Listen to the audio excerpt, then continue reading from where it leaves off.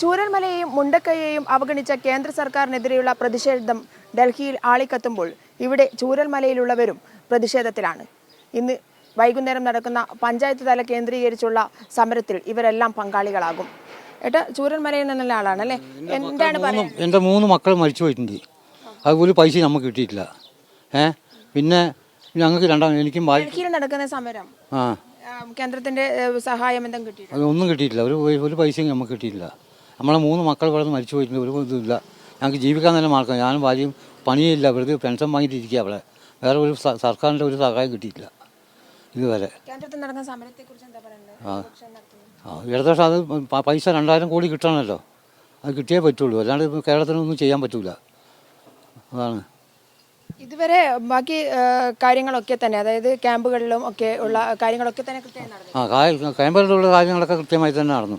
വാടകയൊക്കെ ശരിക്കും കിട്ടുന്നുണ്ടായി. ഇതുവരെ കിട്ടിയിട്ടുണ്ടായി വാടകകളൊക്കെ. ഇനി മുന്നോട്ട് പോകണമെങ്കിൽ ഇതിൻ്റെ സഹായം വേണം, കേന്ദ്ര സർക്കാരിൻ്റെ സഹായം വേണം.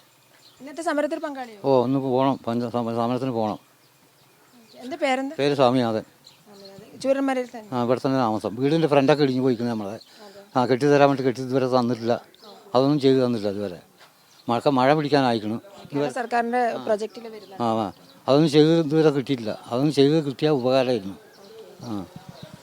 മറ്റുള്ള ആളുകൾ കൂടെ ഉണ്ട്. എന്താണ് പറയാനുള്ളത്?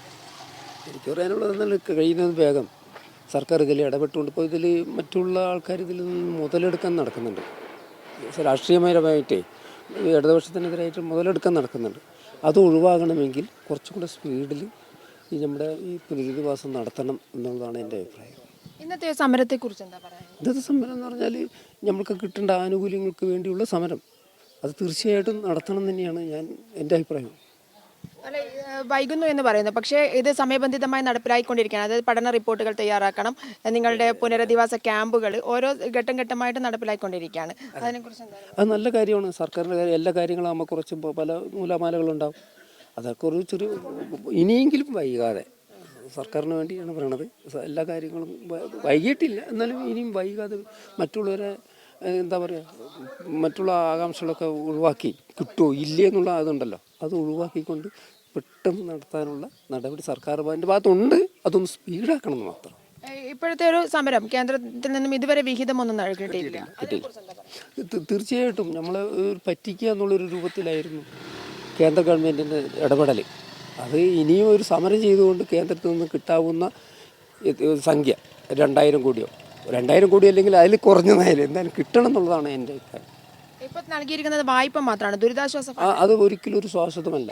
വായ്പ എന്ന് പറഞ്ഞാൽ അത് മാത്രമല്ല, അതിനൊരു കാലാവധി വെച്ചിട്ടുണ്ട്. മാർച്ച് 31 തീർക്കണം എന്നുള്ളത്. അതൊരു കളിയാക്കൽ പോലെയായിരുന്നു. അത് പാടില്ല എന്നുള്ളതാണ് എൻ്റെ അഭിപ്രായം. എൻ്റെ പേര് സുബ്രഹ്മണ്യൻ. ഇവിടെയാണ് വീട് ഇവിടെയാണ്, ചൂരൽമലയാണ്. ഒന്നും നഷ്ടപ്പെട്ടിട്ടില്ല.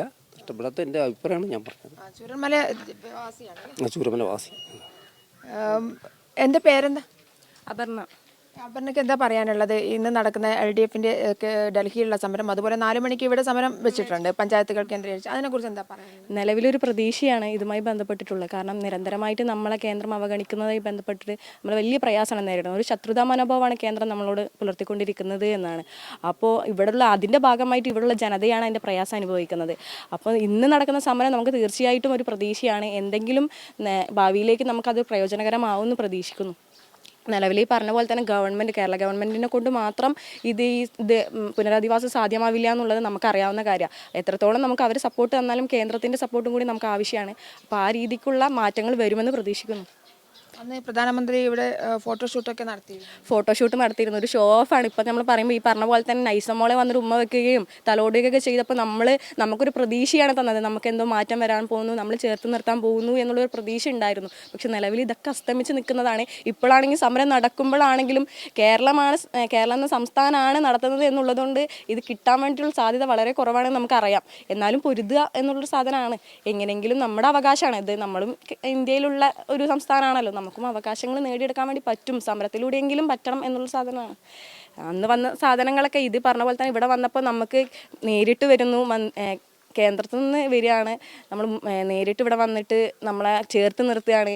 അപ്പം നമ്മളെല്ലാവരും പ്രതീക്ഷിച്ചത് ഈ സാധനം തന്നെ വലിയൊരു അംഗീകാരം നമുക്ക് ലഭിച്ച പോലെയാണ്, അല്ലെങ്കിൽ നമ്മൾ ചേർത്ത് നിർത്തിയ പോലെ തന്നെ തോന്നുന്നത്. അതിപ്പോൾ ഇല്ലാതായി എന്നുള്ള സാധനം.